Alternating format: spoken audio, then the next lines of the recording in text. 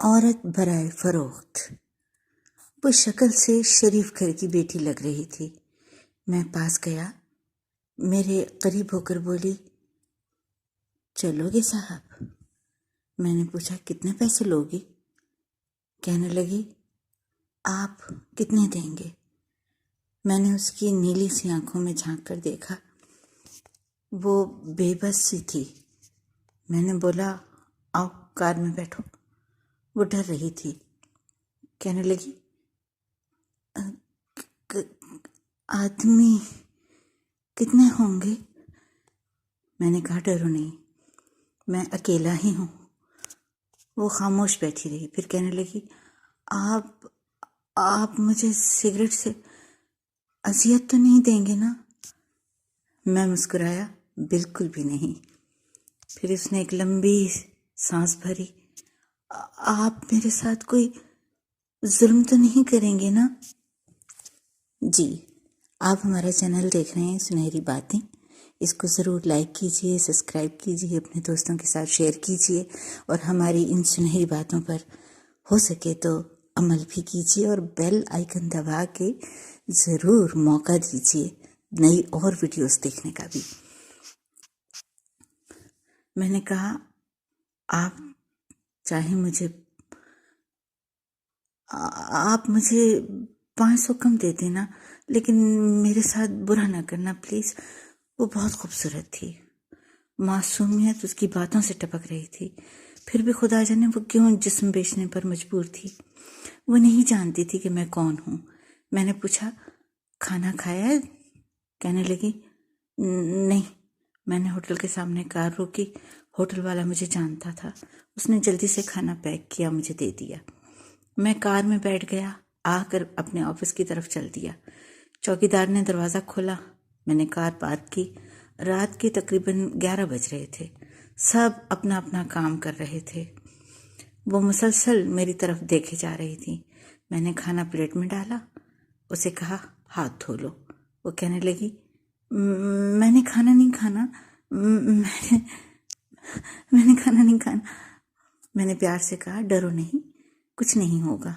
وہ ہاتھ دھو کر آئی، میرے سامنے کرسی پر بیٹھ گئی اور کھانا کھانے لگی۔ جب کھانا کھا لیا تو کچھ کھانا بچ گیا۔ کہنے لگی، یہ میں گھر لے جا سکتی ہوں؟ میں نے مسکرا کر کہا، بالکل نہیں۔ وہ چپ ہو گئی، برقع اتارنے لگی۔ میں نے کہا، رک جائیں، میرے پاس آ کر بیٹھ جائیں۔ وہ حیران تھی، میری آنکھوں میں دیکھ کر بولی، جلدی سے اپنا کام کریں، مجھے واپس چھوڑ کر آئیں۔ میں نے کہا، نہیں پوچھوں گا کیوں کرتی ہو ایسا، کیوں بیچتی ہو جسم، بس اتنا کہوں گا کہ چھوڑ سکتی ہو تو اس کام کو چھوڑ دو۔ وہ میرے چہرے کی طرف دیکھنے لگی، آپ مجھے پاگل لگ رہے ہیں۔ میں نے اس کی آنکھوں میں دیکھا، ہاں پاگل ہی تو ہوں، سبھی مجھے پاگل سمجھتے ہیں۔ وہ کہنے لگی، اگر کچھ کرنا نہیں ہے تو مجھے واپس چھوڑ کر آؤ۔ میں نے اس کے سر پہ ہاتھ رکھا، پھر پرس سے 3000 روپے نکالے، اس کے ہاتھ پہ رکھے۔ وہ حیران تھی، کہنے لگی، میں نے نہیں لینے، آپ کیوں دے رہے ہیں یہ پیسے مجھے؟ میں نے اس کے چہرے پر ایک تھکن محسوس کی۔ وہ اپنے آنسو رو کے بیٹھی تھی، بار بار کہہ رہی تھی، مجھے بس واپس چھوڑ کر آؤ، مجھے ڈر لگ رہا ہے۔ میں نے اسے یقین دلایا، ڈرنے کی کوئی بات نہیں ہے۔ اچھا بتاؤ نا، بہت درد دیا ہے نا زندگی نے تمہیں؟ بس یہ سننا تھا۔ اس کی آنکھیں نم ہو گئی تھیں، جیسے کوئی قیامت گر گئی ہو اس پر۔ میں یہ سمجھ چکا تھا کہ کوئی بہت بڑا درد لیے گھوم رہی ہے۔ دروازہ کھولے گا، دروازہ کھولو، کانپتی آواز میں بولی، مجھے چھوڑ کر آؤ واپس، دروازہ کھولو، بس چلو، مجھے گھر چھوڑ کر آؤ۔ میں نے اسے بیٹھنے کا کہا، بتایا، میرا نام نعمان راجپوت ہے، ڈرو نہیں، خود کو محفوظ سمجھو۔ اسے جب یقین ہو گیا پریشانی والی کوئی بات نہیں ہے تو بتانے لگی، میرا شوہر مر گیا ہے، 3 بیٹیاں ہیں، سسرال والوں نے نکال دیا، ماں باپ فوت ہو چکے ہیں، بھائی کوئی ہے ہی نہیں۔ ماموں کے گھر آئی، ماموں کے بیٹے نے میرے ساتھ زیادتی کی۔ میں نے جب مامی کو بتایا تو سب نے مجھے غلط کہا، مجھے دھکے دے کر گھر سے نکال دیا۔ دور کے رشتہ دار نے ایک بڈھے سے میری شادی کروا دی، اس کے بھی بچے تھے، اس کے بچوں نے مجھے بہت ذلیل کیا۔ پھر وہ شوہر بھی فوت ہو گیا. بیٹیوں کو لیے در در بھٹکنے لگی. نہ چھت تھی نہ روٹی تھی، بھوک افلاس تھی. سڑک پہ کھڑی تھی. ایک صاحب آئے، کہنے لگے 1 گھنٹے کے 5,000 روپے دوں گا.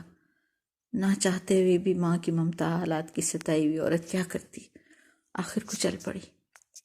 اب ہر روز جسم بیچتی ہوں، کرائے کا گھر لیا ہے، بیٹیوں کو اکیلا چھوڑ کر آتی ہوں. کیا کروں؟ بہت بار سوچا ہے خودکشی کر لوں، لیکن بیٹیوں کو دیکھ کر ہمت نہیں ہوتی. وہ رو رہی تھی. میں نے زمانے کی بے حسی محسوس کی. اس کے سر پہ ہاتھ رکھا. اسے کہا، نعمان آج سے تمہارا بھائی ہے. تم اپنی بیٹیوں کو لو اور میرے آفس کے اوپر والے ایک روم میں رہو.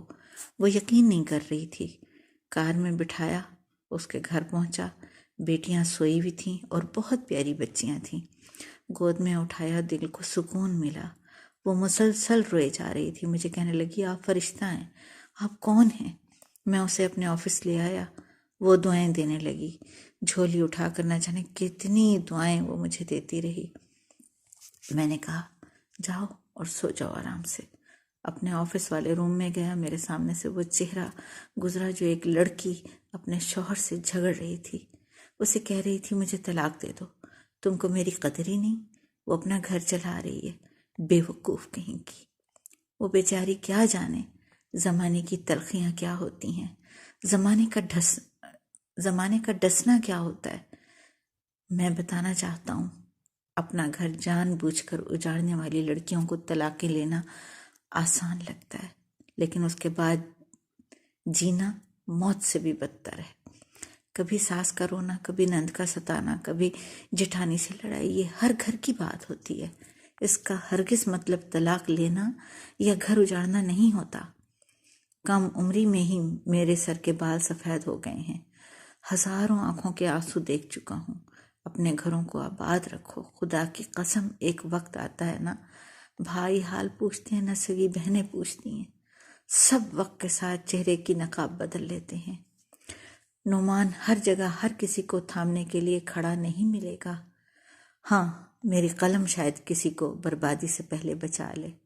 ہم سفر کیسا بھی ہے، وہ تمہاری ڈھال ہے. شادی کے بعد سگے بھائی سے خرچہ لینا بھی بھیک مانگنے جیسا لگتا ہے. میری باتیں وہ عورت سمجھ سکتی ہے جس پہ یہ سب کچھ گزرا ہے. ہم سفر جیسا بھی ہے، وہ تمہارا لباس ہے. یاد رکھنا، زمانے کے لیے تم صرف گوشت کا ایک ٹکڑا ہو. وہ زمانے گزرے، مدت ہوئی جب رشتوں کا پاس رکھا جاتا تھا. اب رشتوں سے کھیلا جاتا ہے.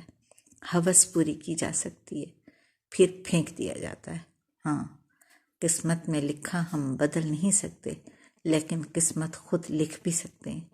صبر، برداشت اور جھک کر نہ جانے کتنی عورتیں صرف اسی لیے گھر اجاڑ لیتی ہیں کہ اس کا شوہر اس کو ٹائم نہیں دیتا.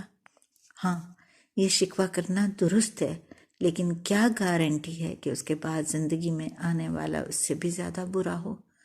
صرف ایک زندگی ہے، اس کو محبت، پیار، سمجھداری کے ساتھ گزار لو. میں اس معاشرے کو معاشرہ نہیں کہتا، بلکہ بدبودار سماج کہتا ہوں. یہاں جگہ جگہ لٹیرے کھڑے ہیں، عزتوں کی خواہشوں کے بھرم کے بھروسے کے اعتبار کے.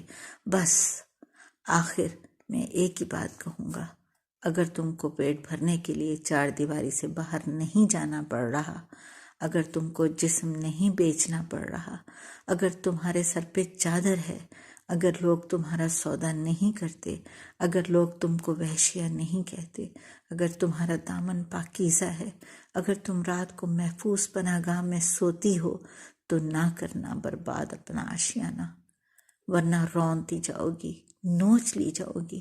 جو طلاق لیے بیٹھی ہیں، پوچھو ان سے. وہ سوچ رہی ہوتی ہیں نہ جانے کتنے بچوں کے باپوں کی ہم سفر ہوں گی، نہ جانے وہ کیسا سلوک کرے گا. اور پھر ساری زندگی یہ طعنہ سنتے گزر جاتی ہے، اتنی اچھی ہوتی تو طلاق کیوں لے لیتی. خیر، وہ لڑکی الحمدللہ اب محفوظ ہے، لیکن وہ روتی ہے زمانے کی بے حسی پر. اور جانتے ہو، کس عورت کی بربادی میں کہیں نہ کہیں، کسی بھی عورت کی بربادی میں کہیں نہ کہیں مرد ہوتا ہے. محبت کر کے چھوڑنے والا دعوے دار یا نکاح کر کے طلاق دینے والا بدبخت عورت خدا کی قسم میرے معاشرے کی زنجیروں میں جکڑی ہوئی ایک قیدی ہے۔ کبھی باپ کی پگڑی پہ لٹ گئی تو کبھی ساس کے زہریلا لہجے پہ، کبھی شوہر کی انا پہ خاک ہو گئی تو کبھی اولاد کی وجہ سے۔ مرد اگر سمجھ جائیں میری اس تحریر کو تو شاید میرا معاشرہ بدل جائے۔ ہاں، کچھ عورتیں ہوتی ہیں بازاروں میں جن کو جتنی بھی عزت دے دو وہ عزت کی چادر سے زیادہ بازار کی رونق بننا پسند کرتی ہیں۔ پھر ایسی بدبخت عورتیں ایک بدبودار معاشرے کو جنم دیتی ہیں۔